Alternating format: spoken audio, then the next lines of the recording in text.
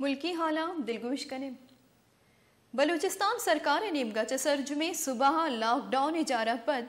जिला के चे तहसील दश्ता आरती तंगिया वार इदगे वरा को वर्दन और चीज़ों सामाना ने निहात आजमाना सरबुतैं चरी सबबा महलुक तकान सरिया माचा इबाबता दमगे मर्दमानी गुशिगे के सब तहसील बल ने गोरा लॉकडाउन पेसर 4 किलोए ईरानी आरते गुनी 1400 कलदारा रस तक नु अमी आरते गुनी 4500 कलदारा रस गई दश्त बाखे दमगे जाह मिनिंदा गुश्ता कि मारा हम कुदरती आफत व बाहनी वाहदा ताहन्ना कनक बिन हुई ग्रानी वाहदा मारा जस्त कनूक नीस्त इधरगता महलुका जिला इंतजामिया और दमगे अवामी नुमाइंदा हाँ चल लोट को तंग कि आरते तंगिया लास कनगे बाबता गामगेज जुरक बिबित